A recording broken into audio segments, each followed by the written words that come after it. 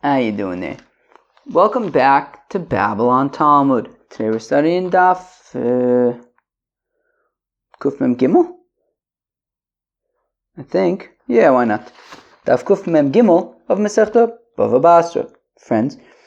Okay, so like yesterday we had a lot of work to do on Daf Kuf Mem Aleph. Today we have some work to do on Daf Kuf Mem Beis Amud Beis. But all in all, we got good stuff over here. And we are going to get to the Mishnah on Daf Kuf Mem Gimel Amud Beis. All right, here we go. We are going to start on Daf Kuf Mem Beis Amud Beis, about 15 lines or so from the bottom. Last word on the line is ha-hu. Okay. Ha'udam le'devisu.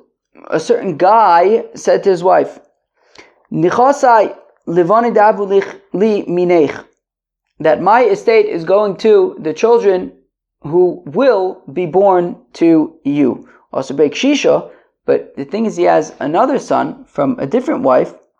Wait 1 second. I feel like I gotta clean my glasses. Wait, is this a quick job? Maybe? Quick job? Are you quick? Alright, 1 second. Wow, when I went to pause it, I wasn't wearing my glasses because they were in my hand. I literally had to choose the one in the middle. Alright, where are we? Oh, so the thing is, he already had a son from a different wife.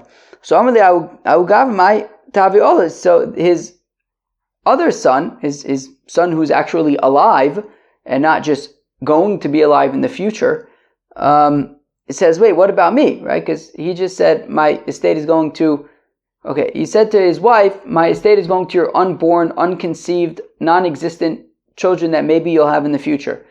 Now, his son who actually does exist says to him, wait, what about me? So, Amalei zil kni kichad mibara. So the father says, oh yeah, you'll also inherit with them, right? Yeah, you'll get a portion just like they will.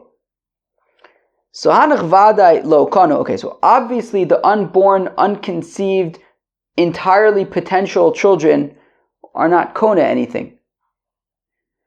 They're entirely potential. They don't exist in any way.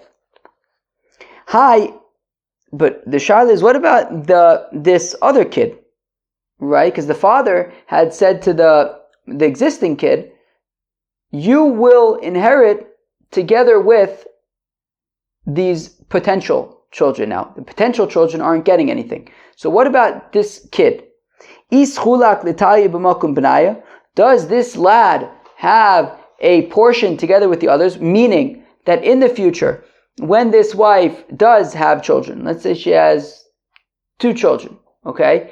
And then the father dies. And now they're dividing up the estate. So obviously they're going to divide the estate 3 ways, right? Meaning the existing child plus the 2 children that are born afterwards. So they're going to divide the estate 3 ways, of course. The shaila is, what about this deal that they made, right? When the father had said to this existing kid that you're going to inherit together with the potential children, which is bogus with vis-a-vis the potential children. But when he says that, is he essentially though, right, even though he can't give anything to entirely potential children, it's not even like a fetus, it's just entirely potential. So that's bogus.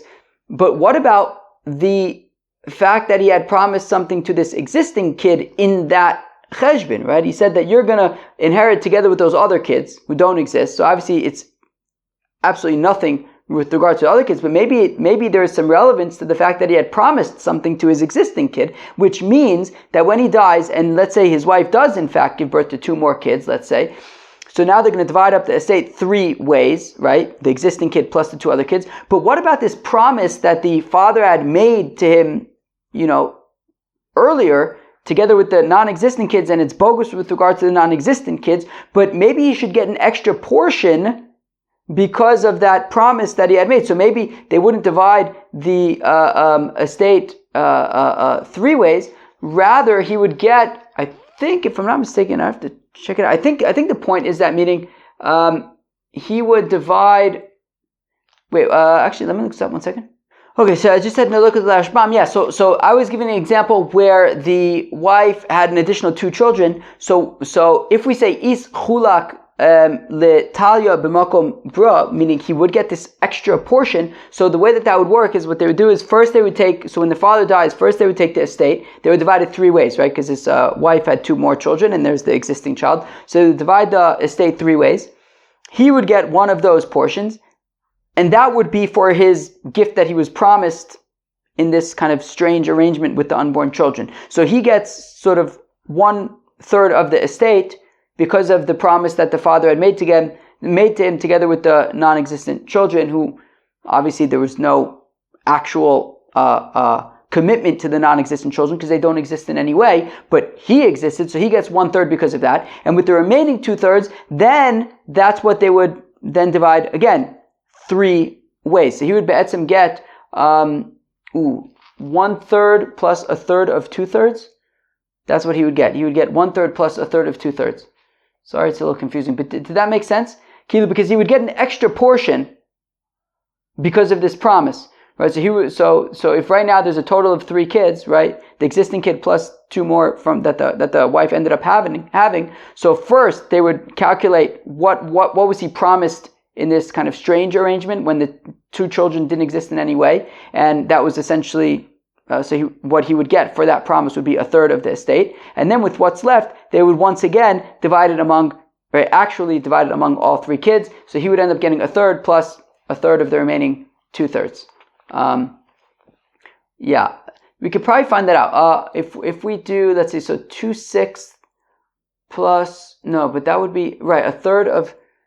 What's 1/3 of 2/3? 1/3 of 2/3. 2/3 is 4/6, which is 8/12, which is 12. Yeah, but they don't divide 1/3. But those things aren't divisible by 3. I don't know. Oh wait, 12/16. Oh yeah, we said we could do it, right? 12/16. No, that's 3/4. 8/12. I don't know. 8. I don't. Wait, what? 2/3. 4/6. 6/9. Right? 6/9 is 2/3. Yeah, why not? Right? 1/3 of 9 is 3. 6/9 would be 2/3. So 1/3 of 2/3. 1/3. Wait, what? I'm so confused. What's 1/3? I'm so confused. Wait, if we take 6/9, well, what's 1/3 of 6? Oh yeah, 1/3 of 6 is 2. So 2/9. So you'd get 1/3 plus 2/9. 1/3 is 3/9, and so 5/9. Azoy. He would get 5/9. And then the other 2, the others would each get 2/9. Yeah, why not? Yeah, that's it. Azoy. Yeah, they each get so 2 kids from the other wife would each get 2/9, and he would also get 2/9, right? They would all get 2/9, which in total is 6/9. Plus he gets an extra 1/3 from the total, which is 3/9. So he gets 5/9. They each get 2/9. Boom, boom, boo, do do do do, do do do do do. Math prize. All right. So okay. So this is Taka the Shaila, right? So hi is so where am I? Lo kanu da kati lesnu. Hi. Now, when it comes to this existing child, do we say is chulak l'talya b'makom b'naya? Do we say that he gets an additional portion because of this promise, in addition to what he would inherit with the rest of the kids, or not, right? Do we say that since this whole arrangement was ridiculous because it involved entirely unborn, anything children, so just the whole thing is just null and void? Reb Avin, Reb Meashav, Reb Yirmiyah, the army is chulak l'tayib makom b'naya. So Reb Avin, Reb Meashav, and Reb Yirmiyah all say that he would get this additional portion, the existing child. Babo, Reb Chanina bar Papi, Reb Yitzchak Nafcho, the Ame leis chulak l'tayib makom b'naya, that this existing child would not get an extra portion. So Abo says to Rabbi Yirmiyah, is the halacha like us that leis chulak lebnaya l'tayiv makom bnaya, or ilchsa kavasaycho is the halacha like you that is chulak l'tayiv makom bnaya? Omer leis, Rabbi Yirmiyah responds to Abo, very interesting answer. Pshita d'ilchsa kavason. So Rabbi Yirmiyah says it's obvious that the halacha is like us, that is chulak l'tayiv makom bnaya, dekashishna l'minaychnu, because we're older than you. The halacha is not like you, because you're merely young whippersnappers. Now, I would have thought that Rabbi Abo was actually older than Rabbi Yirmiyah. I thought that Rabbi Yirmiyah was contemporary of Rabbi Zera, who I thought was a student of Rabbi Abo. So I was surprised to see that Rabbi Yirmiyah was older than Rabbi Abo. So much so that he was willing to call Rabbi Abo a young whippersnapper. That's surprising to me. So Amalei, so Abo responds to Rabbi Yirmiyah. And Vilav, where am I? Amalei, Mide, 1 second, let me see something. Okay, fine. So Amalei, so Abo responds to Rabbi Yirmiyah. Mide b'kshishus milsa? Yeah, but is establishment halacha? When we're deciding halacha, who the halacha follows, is it based on who's older? It's based on who's got the better svara, based on what makes more sense. If I'm asking what the halacha is, you can't just say it's like us because we're older. It's not a reason to say the halacha is like you. You have to make an argument. B'taimamai. So Reb Yirmiyah says to Rabbi Abo, okay, fine. Nu Rabbi Abo zokt. So then what's the reason? So Rabbi Abo says to Rabbi Yirmiyah, Zil l'gabi de Rabbi Ovin. Why don't you go to Rabbi Ovin? De asbarta niale, because I explained it to him. V'chakish bareshe. And he nodded his head bei midrash and the Beis HaMedrash that it was like me that is chulak l'tayiv makom b'naya. Also legabe, so Abo goes to so Rabbi Yirmiyah goes to So Rabbi Yirmiyah goes. Wait, what's this? Let me see something quick. Let me just confirm. But yeah, it's Yirmiyah. Where am I? Oh, oops, what did I do there? Come on, hurry up. The people are waiting. Yeah, exactly. So Rabbi Yirmiyah went to Rabbi Avin. Yeah, exactly. So Rabbi Yirmiyah goes to Rabbi Avin. Amarle, and Rabbi Avin says, Ilu Amarle kni kichamer mi kani. If somebody says, acquire like a donkey. Okay, so you can't acquire anything because just like a donkey doesn't acquire, neither will you. So therefore, right, in this case also, if the father is saying you're going to get a portion together with these entirely potential children, it's null and void. It's ridiculous. The Irmak is said that if you say acquire like a donkey, so you can't actually acquire because a donkey doesn't acquire. At v'chomer, but what if you say you and the donkey? Rav Nachman Amar Kona Mechza. So Rav Nachman says, well, in that case, okay, so the donkey obviously is not Kona, but you are, so you get half of the kinyan. Rav Amnuna Amar Lo Amar Klum. Rav Amnuna says, you don't know, it's entirely irrelevant. You know, any statement that involves donkeys making kinyanim, I don't care if you're saying you and the donkey, you as a donkey, it makes no difference. It's no kinyan. Rav Sheshes Amar Kona Akol. Rav Sheshes says Taki is Kona everything, right? So if he says, be Kona, and right, you and the donkey should be Kona, obviously a donkey is not Kona, so the person is Kona everything. Okay, so we have Rav Nachman who says that he would be Kona half, Rav Menuna says he's Kona nothing, and Rav Sheshes says he's Kona everything. Rav Sheshes and Rav Sheshes says I'll prove to you that he would be Kona everything. The Tana that we learned about Rabbi Yossi says Rabbi Yossi ein lecha mar bekishus ela pnimi shebo. That when it comes to chatamelons, they're very sweet, but there's a little bit of bitterness in the middle of them. Lefichak shutorim, therefore if you're separating trumas, let's say you have 50 chatamelons, and you're separating truma, so you separate one chatamelon for truma. Now, technically speaking, that 1 chatamelon isn't really 1/50th because there's a little bit of the chatamelon that's bitter, and you're not supposed to separate from the bitter stuff, but you should separate from the good stuff. And therefore what you do is, Mosif al chitzon shabo v'torem. So what you should do is, you should go to the next chatamelon and chop a shtickle of the sweet stuff on the outside and add that to what you're separating for truma. And then memele, you have 1/50th of good, sweet, geschmacke chatamelon. But amai, at v'chomru, but why should that work?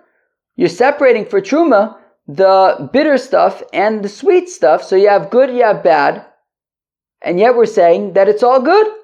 It works for truma.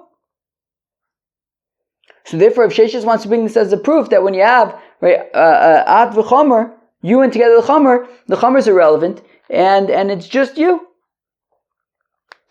You get everything.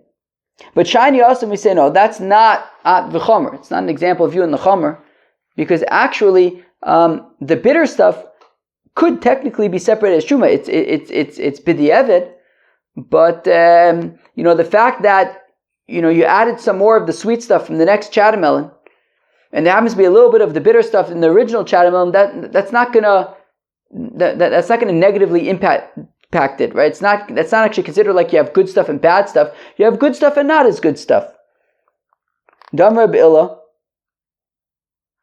I don't think I skipped anything, right? Shani also to the rise of Truma. You see the Amr Billa, the Billa says, right, remember Reb Shlomo Kalbach. My most beautiful, sweetest friends, open up your hearts. Right?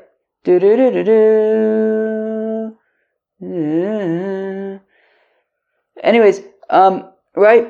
You have a husband and wife, they get in a fight, 2,000 years later, they meet up again, they're still upset. It means that they love each other. Because if they didn't love each other, they wouldn't be upset. How do you know that when you have good stuff, but you separate from the bad stuff for the truma, not from the good stuff? How do we know that even though you shouldn't do it, technically speaking, you're yotzei the mitzvah of truma? Says, that by separating from the good stuff, you won't be sinning, implying that if you separate from the bad stuff, you will be sinning. Now, if by separating from the bad stuff, it wasn't truma bichlal, you're not actually accomplishing anything at all, well then you wouldn't be sinning, you would just be not doing anything at all. So from the fact that we're saying that by separating from the inferior stuff you're sinning, it means that you are actually accomplishing something. You're actually separating truma, and you separated truma from the bad stuff. Shame on you.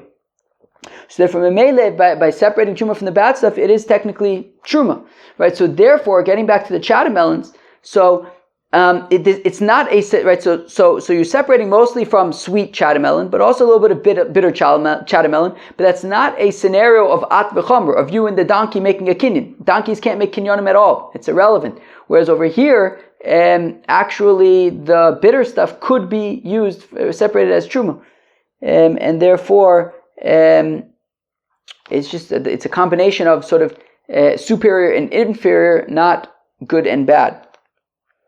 So we see that if you separate from the bad and the good, if you separate it from kind of the inferior stuff, in order to be motzi the superior stuff, while it's not good, it works. So you'll say the mitzvah, you'll be considered sinning. That Rav Motchil says to Rav Ashi that Rav Avia asked a kasha. That there was a maise that there were 5 women. Now among the 5 women were 2 sisters. And a certain fellow put together a basket of figs. Now the figs belonged to these women. But it was shmita, so therefore it was hefker, and he picked it up from hefker, so now it's his. And he was mekadesh these 5 women with this basket. With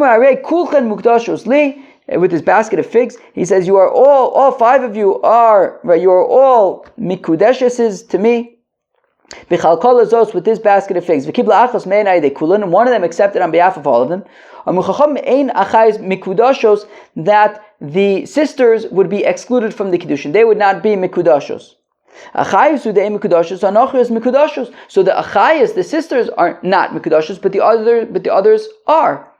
So we see that it sounds like when it comes to at v'chomer, right? When you have a combination of things that are relevant, things that are irrelevant, it works for the relevant ones, and it does not work for the irrelevant ones.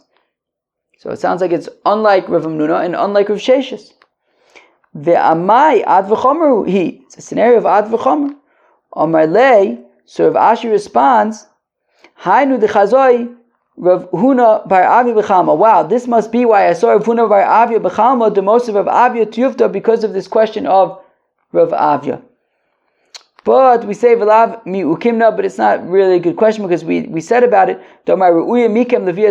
What he's saying is that whoever amongst you is roi lebia. Now, of course, you can't be, you can't have bia with the two sisters, right? So therefore, they're memela excluded. So they were excluded milichatchila. But so it's not a scenario of at v'chomer. How the amila ledvisu, a certain fellow said to his wife, nichasai lich vilivneich. I'm giving my estate to you and to your children. Amr Rav Yosef says, Rav Yosef konsumechzu. She gets half and the children get half. Amr Rav Yosef ben Aminallah says, Rav Yosef, and I'll prove it to you.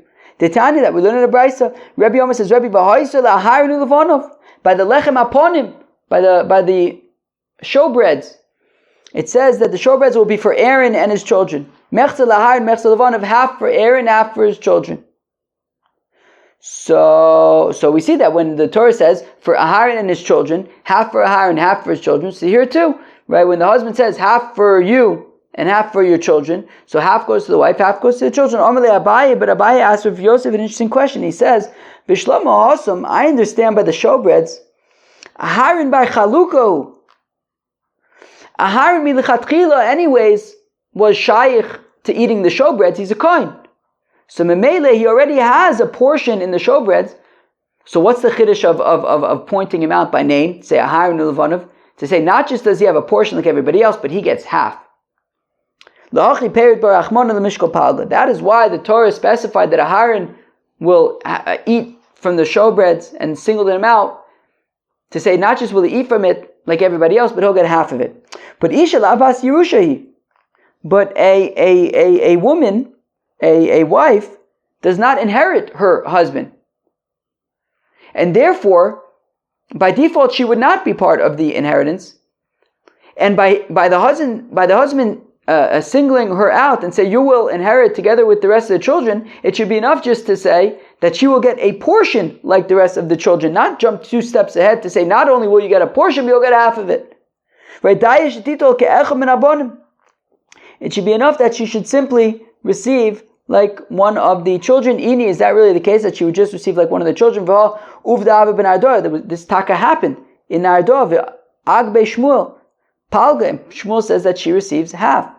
But Tveria Agbe Rabbi Yochanan Palga. There was an incident like this in Tveria, and Rabbi Yochanan said that she gets half. Visu and more so Kiyosu Yitzchok bar Yosef. When Yitzchok bar Yosef came over, he said, "I would make klilo the shadu bemalko abule ve'a istruge." The king wanted a new crown. So what does the king do when he wants a new crown? Who's going to pay for the crown? Not him, obviously. The people.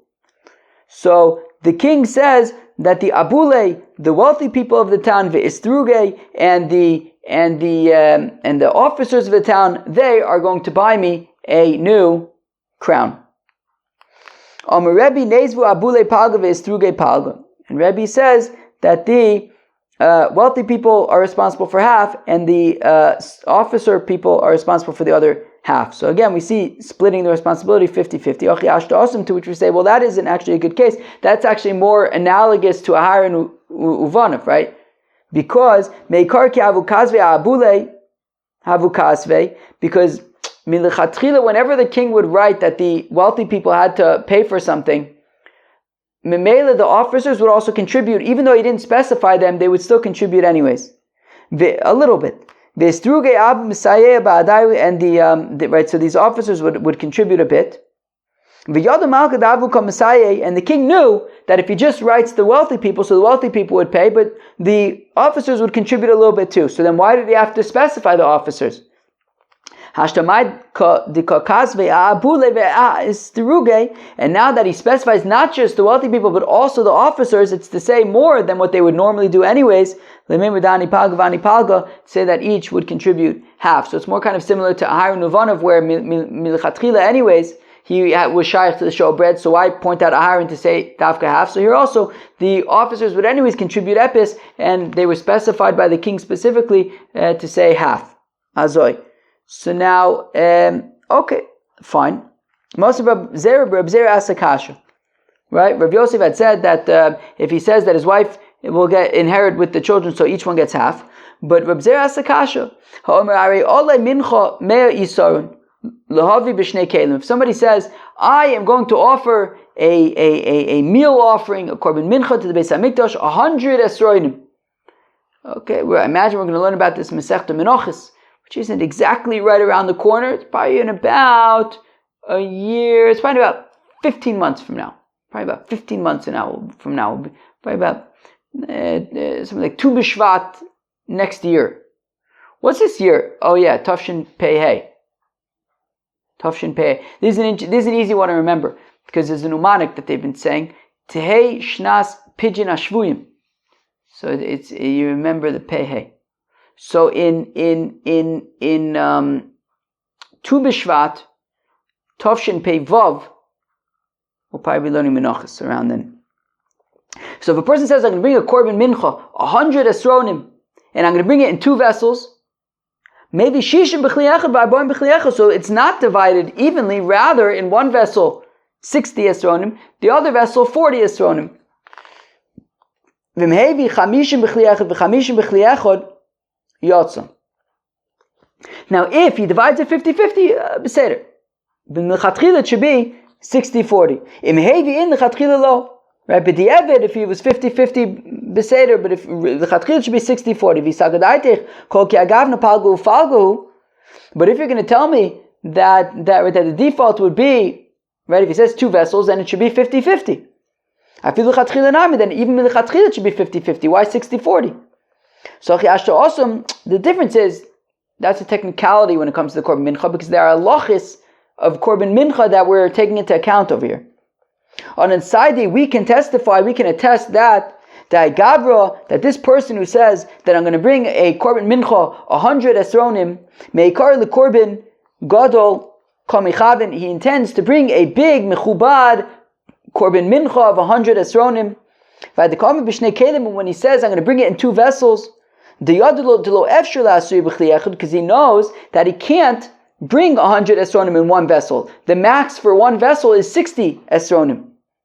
So therefore, so therefore what you're going to do is you're going to put as much as you can in 1 vessel until it maxes out at 60 esronim, and then you'll put the remaining 40 esronim in the other vessel. So it's not that you're looking particularly to divide it in half. No, fakert, you want to, not fakert, but differently, you want to, alternative, whatever. What you intend to do is bring a mincha as big as you possibly can, 100 esronim. So what you do is you'll fill up the first vessel as much as possible, and then whatever's left over you'll put in the other vessel. But that doesn't necessarily contradict the fact that when he says that his wife is going to inherit together with his kids, that she would get, that it would be split 50-50. And the halach is like of Yosef when it comes to 3 things. This being right, Sadeh Inyan Vamechza. This one being the mechza when he says. Right, that when he says the wife and the kids, it's 50-50. How would the shadar piske the shirar levese? A person sent strips of fabric to his of silk to his house. Omar Reb Ami says, whichever silks are fit for the sons should go to the sons. Whichever silks are fit for his daughters would go to his daughters. They would only go to his daughters if he doesn't have daughter-in-laws married to his sons. If they were daughter-in-laws, he would go to the daughter-in-laws. Aval islay kalasa the kalse shada. But if his sons are married, then the silks for the daughters would go to the daughters-in-laws. But 1 second, that's also assuming though that he doesn't have he doesn't have single women at home, single girls, daughters at home. If he had unmarried daughters, then the girl silks would be for his unmarried daughters. He wouldn't skip over his unmarried daughters and instead give it to his daughter-in-laws. Okay. A person says, I'm giving my estate to my sons, to my banai. Now the thing is, he had two children, one boy and one girl. So the question is, when he says banai, my children, plural, does it mean I'm giving my estate to split between my son and my daughter? Or is he referring to his son as in plural, as banai? So again, Auda Amar, a person said, he says, I'm giving my estate to my children. So Havale Brau Varta, now he had a son and a daughter. Mikar Inche Levara Banai. So would he refer to his son alone as his children?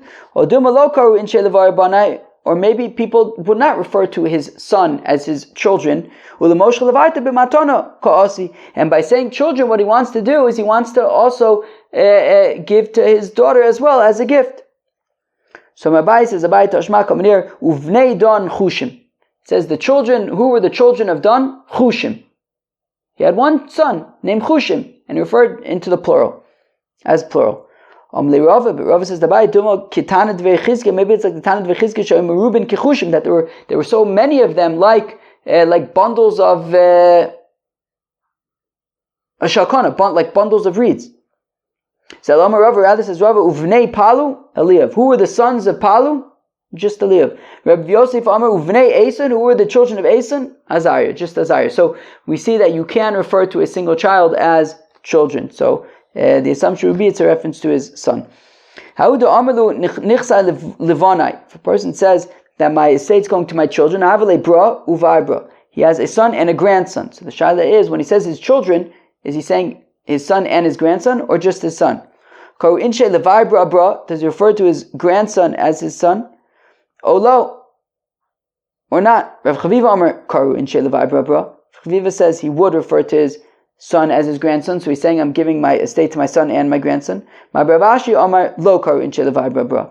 My Bravashi says he would not refer to his grandson as his son. Tani Kavasi to my Bravashi, there's a Bryce supporting my Bravashi. Hamur Anoami Bonim, Mutter Bivnei Bonim. That somebody who says somebody who cannot get Hana from his children, he can get Hana from his grandchildren. So we see that grandchildren would not be considered children. Okay, Givaldik. That was Daf Kuf Mem Gimel of Masechta BavaBasra. Interesting daf. We got into the shaila about At V'Chomer, right? That when you have kind of a condition, or if you makna something to people who are shaykh and people who are not shaykh, how does that play out? So if you say be kona like a chomer, like a donkey, that's irrelevant. But if you say be kona with the donkey, so we saw a three-way machlokus. If Nachman says that he's kona half, right? Obviously the donkey is not kona anything, but he'd be kona half. If Amnuna says he's not kona anything, Rav Shesha says that he's actually, right, the donkey part is irrelevant and he's kona taka everything. We saw about if a person says that his wife and his children are going to inherit, so his wife gets half and his children get half. Then we saw some other sort of technical scenarios at the end there. Peace out.